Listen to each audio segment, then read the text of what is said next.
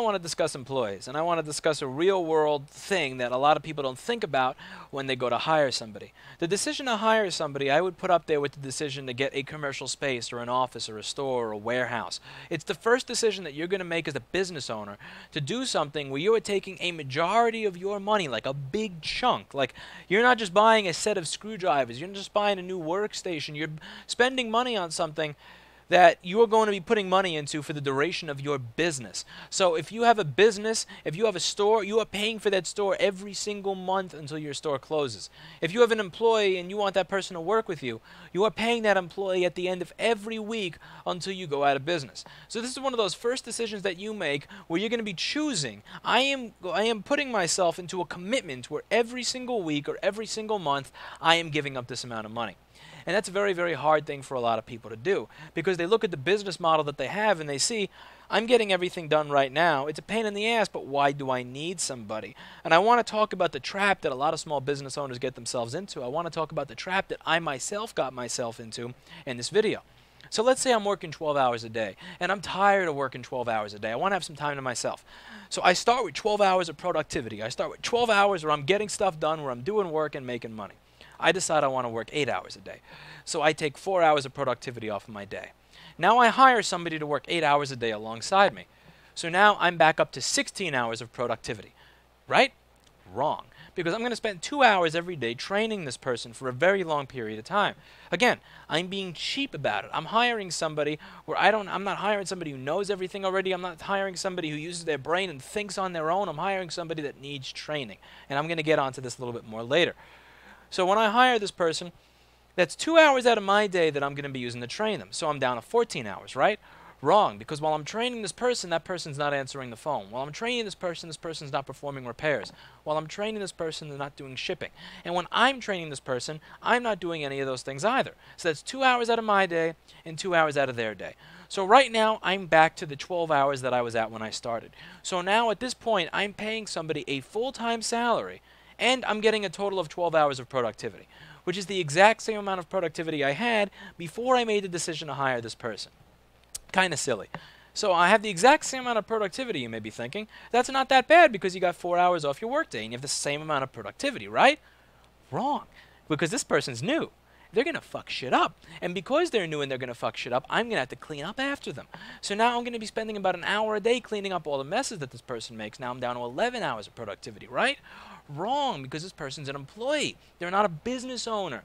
They're not a partner. They're not an entrepreneur along with me. They're not a person who's going to work from 7 in the morning to 11 at night with no break. And, you know, they damn well should not be doing that if they're just an employee. So you take out half an hour for a break. You take out maybe 10 or 15 minutes here where they're just bullshitting or checking their phone or spending too much time in the bathroom or watching YouTube. And you go down to something like 10 hours of productivity. So we started with 12 hours of productivity, and I'm keeping all the money. Now we're down to 10 hours of productivity, and I'm spending money.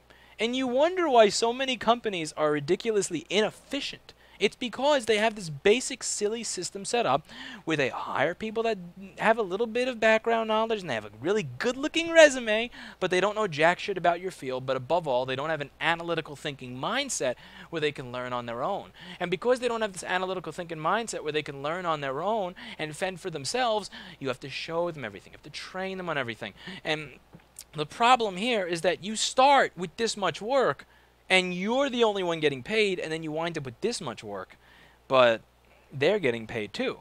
And the worst part about this is that it multiplies. And this is not something that I realized until over the past year and a half. So over the past year and a half, I decided to visit a lot of different organizations all around the United States that are in similar businesses and see how they operate. I'm visiting repair centers where they got 15, 20 people, and they're not even doing more work than I'm doing by myself, which is sad. You know, I myself, I have one technician and one salesman working with me 99% of the time, and between us, we're doing more work than places that have 15, 20 people. And I truly could not comprehend how this was.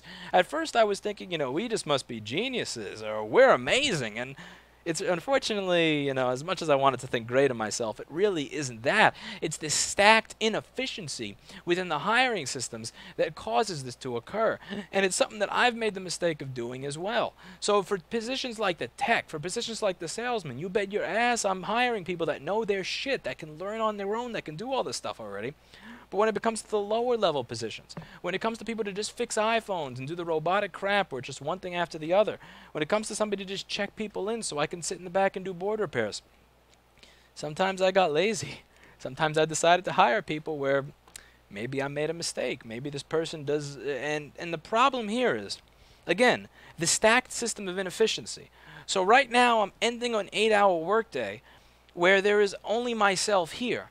And I have actually gotten more done in this one workday than I have over the past 2 months that I've worked the weekend, because I'm not looking after somebody else. I'm not trying to fix somebody else's screw-ups. I'm not training somebody on how to do something. And seriously, I've gotten more done on my own in this 8 hours than I usually have. So not only is it not, I was coming to work today like, damn, I got to work on my own, and I truly did not comprehend it until the end of the day, and I thought, man, it was a slow day. And then I looked through the ticket system, I looked through the invoices, and it's like, I did a lot of work today. So why doesn't it feel like a lot of work? It's because I wasn't dealing with the system of stacked inefficiency.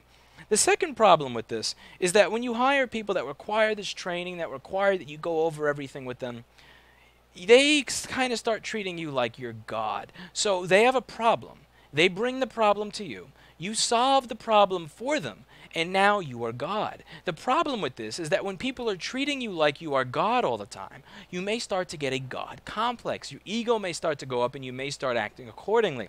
So I'm not going to use names here, but there's one particular person on the internet who knows a lot about this stuff. I mean, way more than I know, way more than I'll probably ever know, and he's a genius. But when he goes to talk about other people, when he goes to talk about humans, you really see this whole God complex come out. These people are apes. You are an idiot. You don't know how to use your brain. You are not deserving of life. You don't know what the fuck you don't know how to use your brain. You are an ape. You are an idiot. You should not be doing what I do. I should not be in the same room as you. I cannot find people who use their brain the way I do. I mean, you just read the way this person talks about people. And it's very clear that he's a cynical, jaded prick with a sick God complex. And I truly did not understand how you got there until I had years upon years of experience dealing with employees. You see, when you have people who don't think for themselves around you on a regular basis, it's very easy to get to the standpoint where you truly start to believe that you are the only intelligent person on earth, and you start to live in this small little bubble. And I'm sure all of you have had bosses like that, where they think they are the only intelligent person on earth. They are the only person with common sense on earth. And I must admit, for a couple of hours a week, that was me, because I was dealing with this crap. I was dealing with crap where it would say in the ticket, this computer is done. It is in slot D6. And this person would come to me and go, Lewis, I can't find the computer. Where is the computer? It's not in the notes. And I would actually start looking for it like a lunatic. And then I would open the ticket, and the ticket would say, done. Computer is done, slot D6. And I would point this out. And it's like, truly, how do you respond to this type of stuff? Either you are a moron of immense proportions and I am an average person, or you are an average person and I am a fucking genius. And over time, I sadly started to believe that I must just be some type of fucking genius because I have the most basic level of common sense, and obviously that is not true. And the thing is, again, you may be thinking that I'm some kind of lunatic because I'm saying that training is something that doesn't make sense, that you shouldn't be hiring people, you have to train them and all this silly stuff. But I want you to think about this, because this is really an out there statement, but it does hold true for my business. You don't have to train amazing people. All you have to do is give them the mindset, and they will run with it. They will run with how you want to run your business if you give them the mindset. You may be thinking, how do you do something without learning it? How can I know how to do something if somebody doesn't teach me? Well, usually when you learn something, somebody teaches it to you. But where did that person learn it from? They learned it from somebody else who knew how to do it.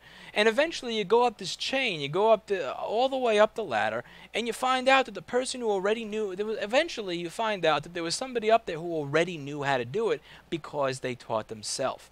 So if you hire people who have the capability to teach themselves, if you hire people where you say, this is the goal, I want to achieve this goal, get me there, and you're willing to pay the extra money to have those people, you won't have this system of stacked inefficiency in your organization, because you're not going to be working with people where you are wasting hours upon hours upon hours of time on disciplinary crap, on management crap, on training crap, because they're already going to know how to do it. And if they don't know how to do something, they're intelligent. They are going to train themselves. And again, if you're used to dealing with standard employees where you say, I want to do this, and they're like, I don't know how to do this. And then you show them how to do that, and then they go, well, I know how to do that, but how do you do this? And then you show them how to do this, and they go, well, I know how to do this, but now how do you do that?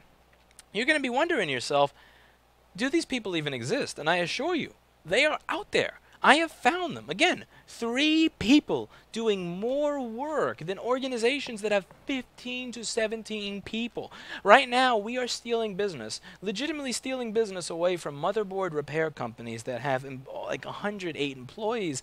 I am going to be honest with you right now and tell you that at this point in time, at October 24th, 2014, I am doing 99% of the board repairs for my own company. And I'm doing it on my own, and I'm getting a volume that's pretty damn similar to some of these other people. And the way I do it is I avoid this system of stacked inefficiency. When people just use their brain, when everybody's on the same page, you don't have this system of crap. Like, for a great example, the other day, this guy comes in needing board repair, and we're talking over the options with him, and we tell him for this specific board repair, for this specific thing that's wrong with it, it's $250. And he's like, literally, like, no joke, I was opening the bottom of his computer, my screwdriver stopped turning. Like, it literally stopped turning, the joint just stopped. And the sales guy who's looking at me, like, he looked at me like this, like he was putting his hand near my wrist to tell me to stop turning the screwdriver, but we were on the same page right there. Like, I didn't have to tell him, okay, I'm done, I'm going back to making money. And I didn't have to tell him, okay, there's no point in having a drawn-out 20-minute conversation. We're done here. We were on the same page. And since we were on the same page, since he knew the mindset, since he knew the mission and purpose of my business, since he knew how it operated, we didn't have to waste time on crap. See, if I had somebody who wasn't on the same page as me working here, if I had somebody who required that constant training, that list of standards and how to deal with every situation because they didn't think or use their brain, that would have got checked in. Then I would have opened it. Then I would have spent 40 minutes diagnosing the board issue. Then we would have had somebody call and explain them for 20 minutes what was wrong with it, what the pricing is. All this crap would have been done, and we would have wasted almost an hour of company time on this crap. Instead, we spent something like 45 seconds on it. All because we were on the same page. And the thing is, when everybody's on the same page, you avoid all of these little inefficiencies. But above all, you avoid becoming this person that kind of thinks that they're God. Because again, I'm not saying that I'm a man without flaws. I have a lot of flaws, and I'm here to show you them on this channel so that you don't wind up making the same mistakes that I do. And one of the flaws that I have is that when I work around people that do not use their brain, I become a bastard. I become a basket case. I become an asshole. I'm one of the most giving people on earth to the people that I work with when they use their brain. But when I work with people who do not have their brain actively engaged on a regular basis, I become just a steaming pile of crap. And I don't mean like steaming pile of crap like I'm saying you're a fucking idiot, you're a moron, what kind of dumbass are you? I am very, very kind, polite, and courteous as I am simply dressing down this person to the point where they're almost in tears. And I started realizing this, and it's like, I don't want to do that. I don't want to do that to another human being, which is why I'm kind of trying to change my company policy back to the point where for even the most basic job positions, I'm hiring people who are always using their brain, who are always able to train themselves on something new. And again, this is something that I get a lot. They go, how do you teach people how to do this? How do you hire people? And what is your regimen for training them on how to do all these things? There's no training. There's a mindset. I give people a mindset, and they run with it on their own. Next week, we're going to be getting Retina MacBook Pro screens, and when we get those in, I'm not going to be training the other guys here on how to do the job. They're going to be teaching themselves because they have a brain. I hired somebody recently who does nothing but BGA rework. He's going to solve a problem with uneven heating that I've been having on the machine. I'm not going to be showing him how to do this. He's going to be doing it himself because he has a brain.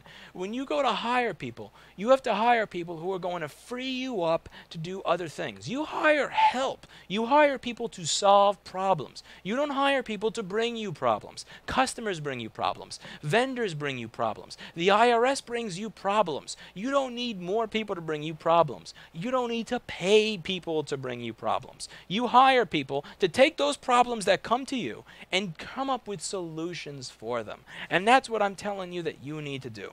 So even if you got to spend a little bit extra money, I assure you it is worth it to hire people who know how to solve problems. It is worth it to hire people who can figure out solutions to problems on their own so that you don't have to do it.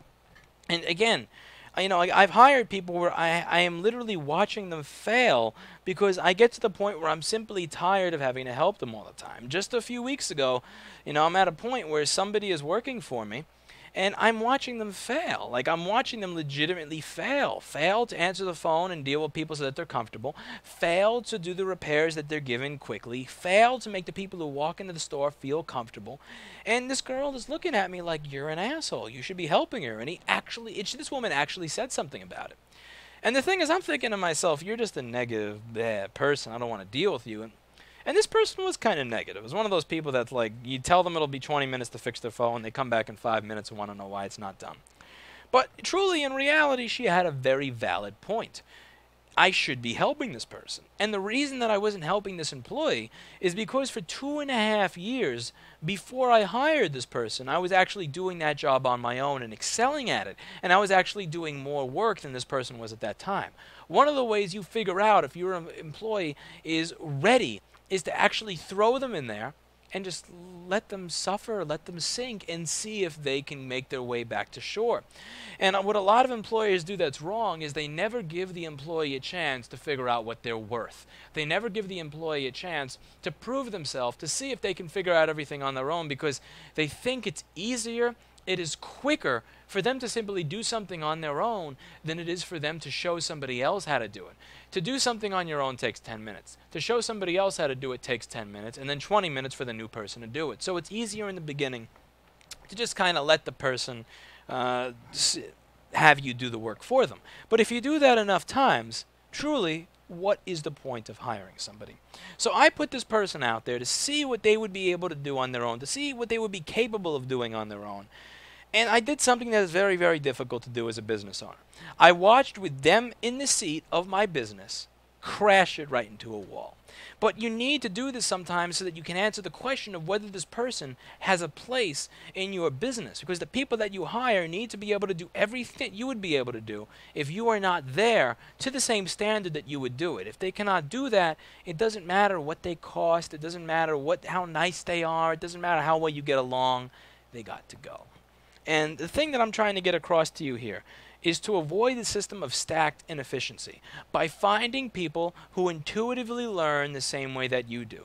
But I'm sure that you will think right now, I'm never going to find somebody who treats my business the way I do. You're wrong. I'm sure you're thinking right now, I'm never going to find somebody who learns the way I do and how to do all the things I do.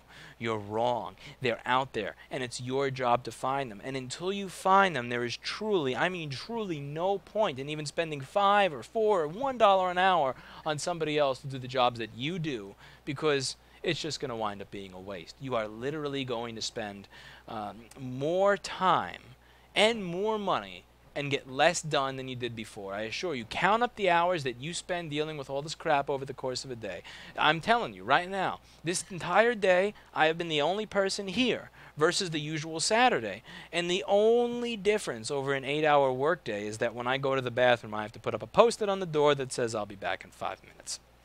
Big whoop. And again, the God complex thing. If you have people coming to you and you solve their problems all the time, again, it's easy to get into that bad habit of doing that because it's easy to say, I want this to just take 10 minutes. It's quicker if I do it myself than if I show you, then I have to deal with you messing it up, and then it's going to take a half hour. I assure you that when you create that God complex, when you do something for somebody, they will continue to bring the problem to you. There is no reason for somebody to come up with a solution to a problem on their own if you are consistently coming up with solutions for them. So if somebody is always willing to come up with a solution, if somebody's always bringing you problems, you're always solving them, There is no motivation to this person to come up with a solution for it on their own. You need to stop doing that, because the other bad byproduct of this is not just, again, not just that this person is not going to have the training in order to do this job themselves so that they suffer when they actually have to deal with 2 or 3 customers at the same time.